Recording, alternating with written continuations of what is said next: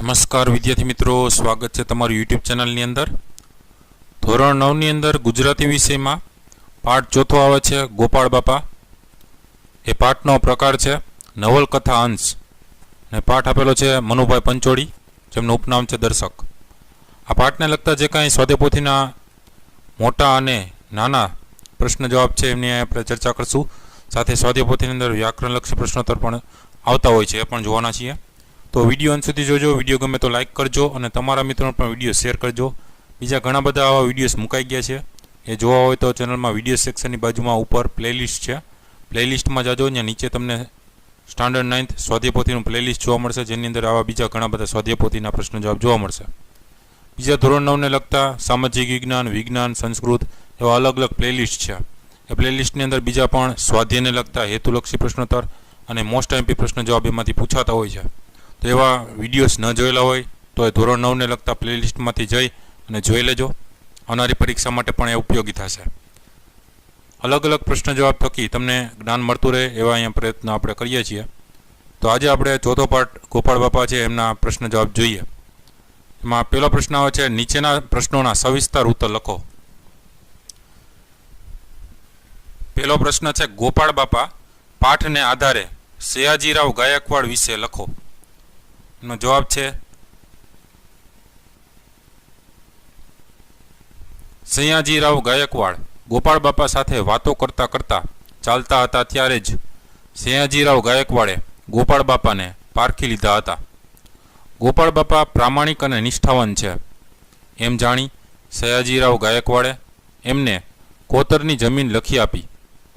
તે ઉપરાંત ખેતી ખાતા તરફથી મદદની ખાતરી આપી।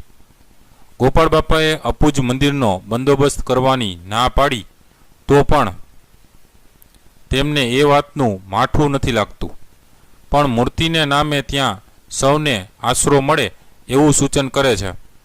એમાં સયાજીરાવની વિનમ્રતા દેખાય છે। વળી સયાજીરાવને ગોપાળ બાપાના ગુરુ માંડણ ભગત વિશે જાણવાનું કુતૂહલ જાગે છે। માંડણ ભગતનું ઉમદા ચરિત્ર જાણીને સયાજીરાવ ગાયકવાડ વાહ બોલી ઉઠે છે।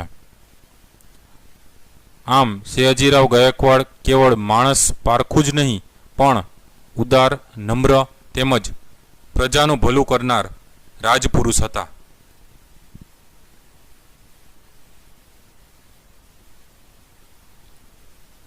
બીજો પ્રશ્ન આવે છે, ગોપાળ બાપાનું પાત્રાલેખન કરો।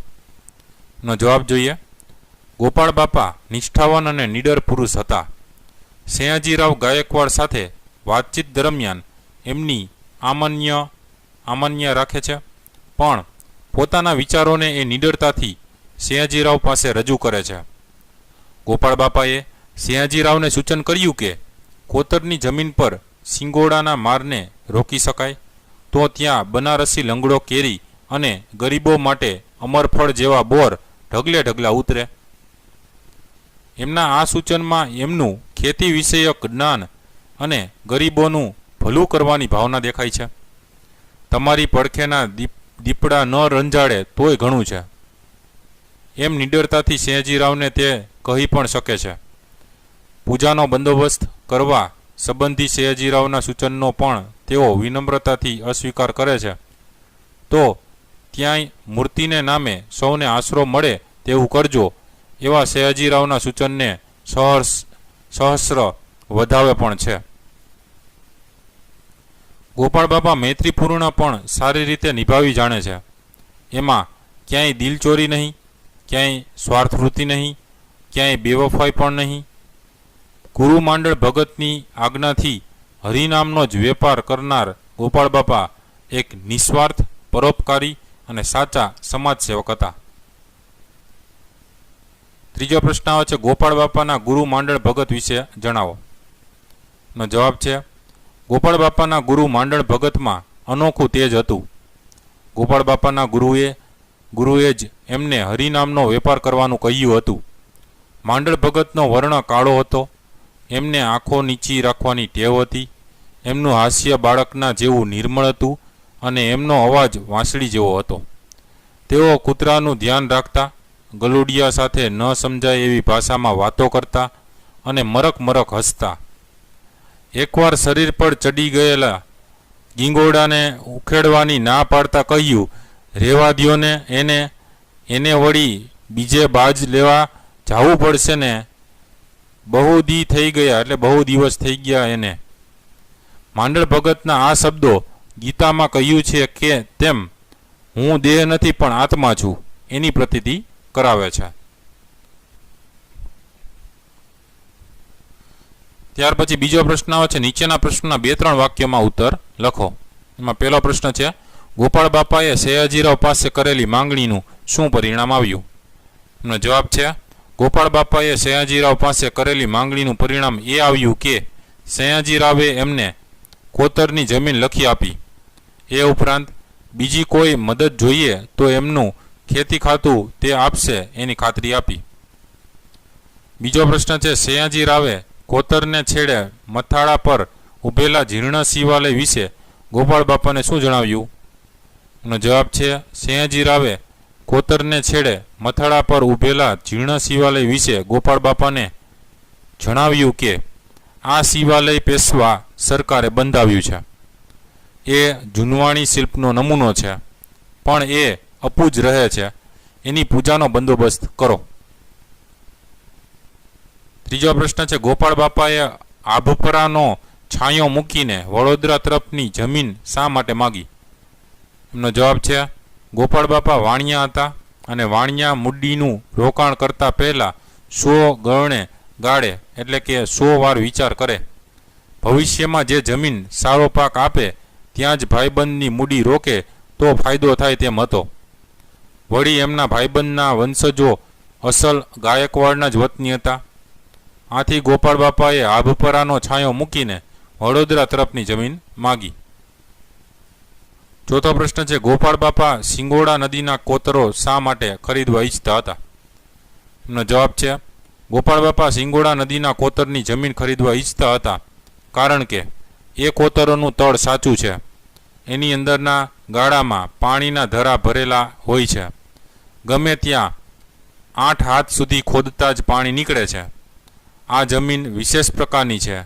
એ સિંગોડાના મારને કોઈ પણ રીતે રોકીએ તો આ કોતરોમાં બનારસી લંગડો પાકે અને ગરીબોના અમરફળ જેવા બોર ઢગલા ઉતરે તેમ છે.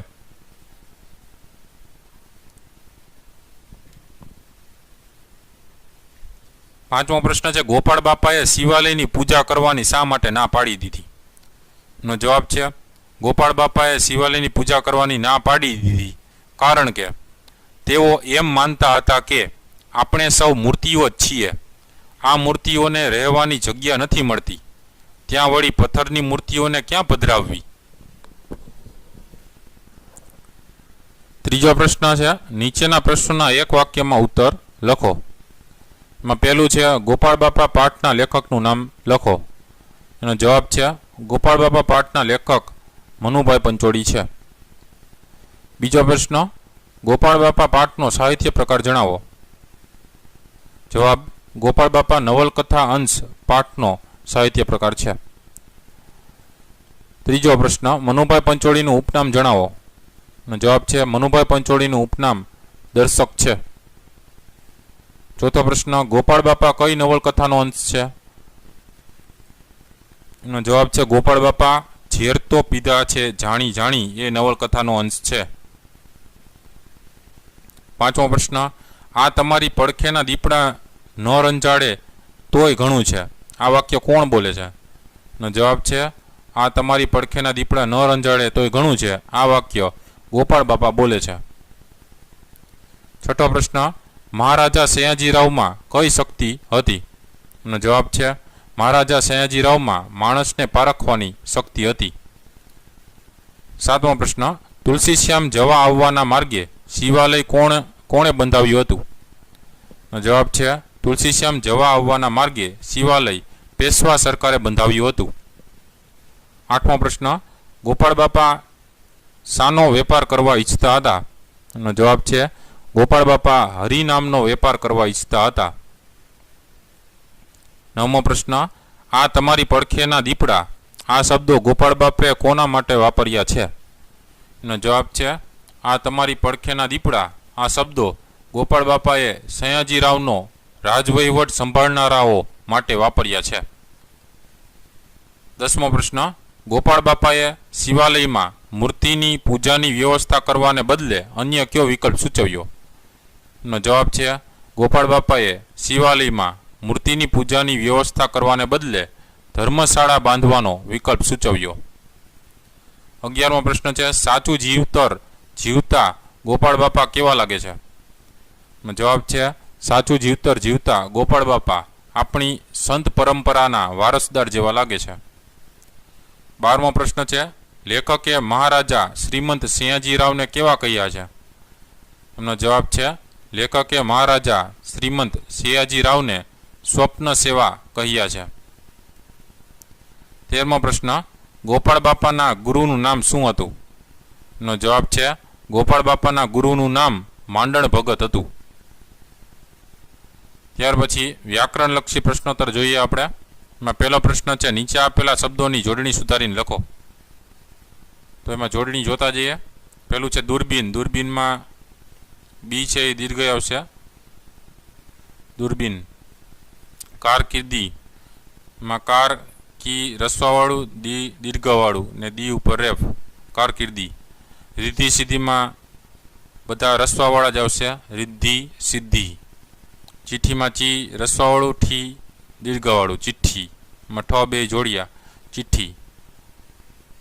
શિકારીમાં શરણાઈવાળો રસ્વાવાળું અને રી છે એમાં દીર્ઘઈ, શિકારી. શિવાલયમાં સી છે એ રસ્વાવાળી, શિવાલય. ત્યાર પછી બીજો પ્રશ્ન, નીચે આપેલા શબ્દોના ધ્વનિ છૂટા પાડવાના છે. પેલું છે ગુલાબી. તો ગ ખોડો વત્તા ઉ વત્તા લ ખોડો વત્તા આ વત્તા બ ખોડો વત્તા ઈ, ગુલાબી. બીજું અંગરક્ષક. તો અમ વત્તા ગ ખોડો વત્તા અ વત્તા ર ખોડો વત્તા અ વત્તા ક ખોડો વત્તા સ ખોડો વત્તા અ વત્તા ક ખોડો વત્તા અ. ત્રીજું આવે છે બંદોબસ્ત. તો બ ખોડો વત્તા અમ વત્તા દ ખોડો વત્તા ઓ વત્તા બ ખોડો વત્તા અ વત્તા સ ખોડો વત્તા ત ખોડો વત્તા અ. ચોથું આવે છે રીધિ સિદ્ધિ.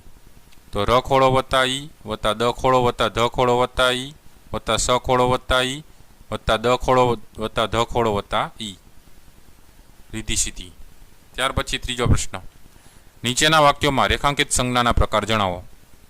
એમાં પેલું છે, ગમે ત્યાં 8 હાથે પાણી નીકળે છે. તો પાણી છે એ કયો સંજ્ઞા કહેવાય? તો પાણી છે એ દ્રવ્યવાચક સંજ્ઞા કહેવાય.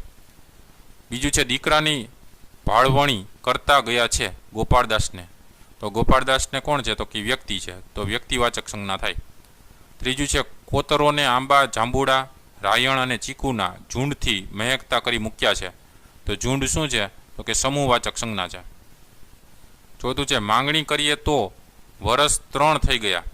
તો માંગણી શું છે? તો કે ક્રિયાવાચક સંજ્ઞા છે. પાંચમું છે, નેણમાં ફરિયાદના રોષને બદલે સહજ કૌતુક હતું. તો રોષ શું છે? ભાવવાચક સંજ્ઞા છે. ચોથો પ્રશ્ન છે, નીચેના વાક્યોમાંથી વિશેષણ શોધીને પ્રકાર લખો. પહેલું છે, એના આત્માની ગુલાબી કોળીતી. તો ગુલાબી શું છે? ગુણવાચક વિશેષણ. બીજું છે, ભગત કૂતરાને નીરતા જાય કાળો વાન. તો કાળો શું છે? રંગવાચક વિશેષણ.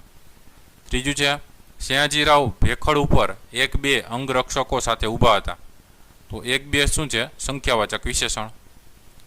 ચોથું છે, અહીંની મારી બોરડી પરથી. તો મારી શું છે? સાર્વનામિક વિશેષણ. પાંચમું છે, ત્યાં વળી પાણાની મૂર્તિઓ ક્યાં પધરાવવી. તો પાણાની મૂર્તિઓ એ શું થાય? તો કે સંબંધવાચક વિશેષણ. એ પાણા છે, પાણાની મૂર્તિઓ એ સંબંધવાચક વિશેષણ.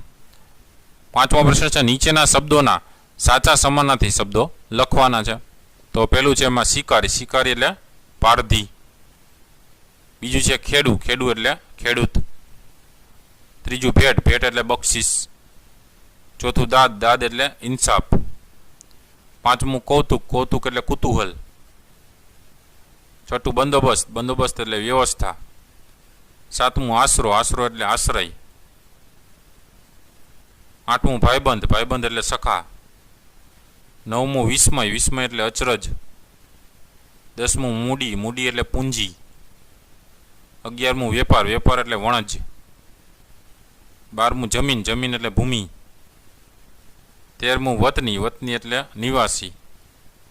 14મું વાસળી, વાસળી એટલે બંસરી. છઠ્ઠો પ્રશ્ન આવે છે, નીચે આપેલા શબ્દોને ધાતુ પ્રત્યે લગાવાઈ ને નવો શબ્દ બનાવવાનો છે. પેલું છે એમાં ખેડવું ને આણ પ્રત્યે લગાવી નવો શબ્દ બનાવો. તો ખેડવું ને આણ લગાવી એટલે શું થાય? ખેડાણ. બીજું છે ઉતરવું ને આણ પ્રત્યે લગાવી નવો શબ્દ બનાવો. તો ઉતરવુંમાં આણ લગાડી એટલે ઉતરાણ. 7મો પ્રશ્ન છે, નીચેના વાક્યોમાંથી સર્વનામ શોધો. પેલું છે મેં એ જાતે ઉછેરી છે. તો મેં અને એ સર્વનામ છે. બીજું છે પણ ત્યાંય મૂર્તિને નામે આશરો સૌને મળે તેમ કરજો. તો ત્યાંય ને સૌને એ બે સર્વનામ છે. ત્રીજું છે એમ તો અમે અને તમે સૌ મૃત્યુ જ છીએ ને. તો અમે, તમે ને સૌ એ ત્રણેય સર્વનામ છે. 8મો પ્રશ્ન છે, નીચેના રૂઢિપ્રયોગોના સાચા અર્થ શોધીને લખો. પેલું છે વાવડ ઉતરી આવવા એટલે સમાચાર મળવા. બીજું છે ભ્રમર ખેંચાવી એટલે ગુસ્સાથી જોવું. ત્રીજું છે દખ લગાડવું એટલે માઠું લગાવવું અથવા માઠું લગાડવું. ચોથું છે રસ પડવો એટલે મજા આવવી. 5મું છે ખટપટ કરવી એટલે વાટાઘાટ કરવી. 6થું છે વાતે વળગવું એટલે વાતો કરવામાં વ્યસ્ત રહેવું. 7મું છે 100 ગણે ગાળવું એટલે ખૂબ વિચારીને નિર્ણય લેવો. 8મું છે આત્માની ગુલાબી કોળવી એટલે આત્માનું તેજ ઝળહળવું. 9મું છે મનમાં મારક કરી લેવો, એનો મતલબ દિશા મળી જવી. 10મું છે આંખ સામે આંખ ન મંડાવી, એનો મતલબ થાય જોવાની હિંમત ન હોવી. 9મો પ્રશ્ન છે શબ્દ સમૂહ માટે એક શબ્દ આપો. એમાં પેલું છે જમીન ઉપર કે પર્વતમાં કુદરતી રીતે પાણીથી કોતરાઈને બનેલો ગુફા જેવો ભાગ, એને શું કહેવાય? કોતર કહેવાય. બીજું છે દૂર દૂરનું જોવાનું યંત્ર, એને કહેવાય દૂરબીન. ત્રીજું છે બે અભિપ્રાયોમાં રહેલો તફાવત, એને કહેવાય મતભેદ. ચોથું છે કશું પણ ભાડું લીધા વગર યાત્રીઓ કે મુસાફરોને રહેવા ઉતરવાનું સ્થાન, એને કહેવાય ધર્મશાળા. 5મું છે કોલસાની ખાણ, એને કહેવાય કોલિયારી. 10મો પ્રશ્ન, નીચે આપેલા વાક્યોમાંથી રવાનુકારી શબ્દો શોધો. પેલું છે એમને મોઢ આવું કહેનાર કોણ હતો? તો રવાનુકારી શબ્દ થશે મોઢા મોઢ. બીજું છે બોલનાર મરક મરક હસી રહ્યો છે.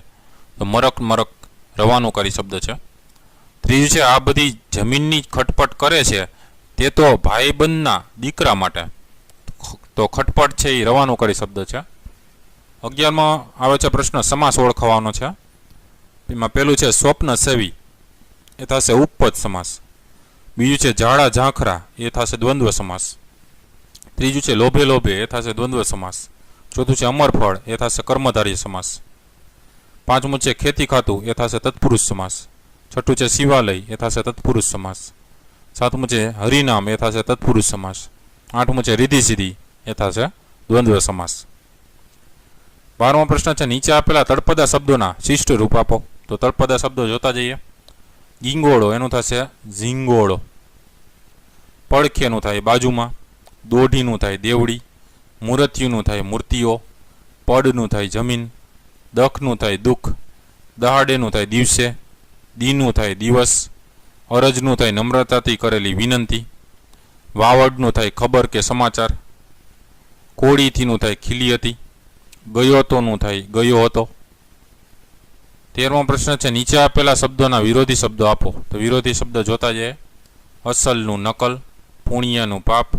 યોગ્યનું અયોગ્ય. સાચુંનું ખોટું. કાળોનું ધોળો. તેજનું નિસ્તેજ. 14મો પ્રશ્ન નીચે આપેલા શબ્દોના લિંગ ઓળખાવો. તો લિંગ જોતા જઈએ. પુણ્ય નપુસકલિંગ. આંબો પુલિંગ. ઝુંડ નપુસકલિંગ. ભેખડ સ્ત્રીલિંગ. કોતર સ્ત્રીલિંગ. કેડી સ્ત્રીલિંગ. ખેડુ પુલિંગ. લીંબુ નપુસકલિંગ. લોભ પુલિંગ. દાદ સ્ત્રીલિંગ. 15મો પ્રશ્ન છે માગ્યા મુજબ વાક્ય બનાવો. પેલું છે શિકારીઓ હજુ આવ્યા ન હતા, ભાવે વાક્ય બનાવવાનું છે. તો જવાબ આવશે શિકારીઓથી હજુ અવાયું ન હતું. બીજું છે તમને આ કોતર અમે આપ્યું, કર્મણી વાક્ય બનાવો. એનો જવાબ થશે તમને આ કોતર અમારાથી અપાયું. 16મો પ્રશ્ન છે વાક્ય રૂપાંતર કરો. પહેલું છે કોણ દાદ દે છે, નિષેધ વાક્ય બનાવો. તેનો જવાબ થશે કોઈ દાદ દેતું નથી, ઉદ્ગાર ચિહ્ન. બીજું છે મારાથી એ બને તેવું નથી, વિધિ વાક્ય બનાવો. તેનો જવાબ થશે મારાથી એ અશક્ય છે. 17મો પ્રશ્ન છે નીચેના વાક્યોના અલંકાર ઓળખાવો. એમાં પહેલો છે મહારાજ મીઠા લીંબુ જેવા બોરને જોઈ રહ્યા, તે ઉપમા અલંકાર છે.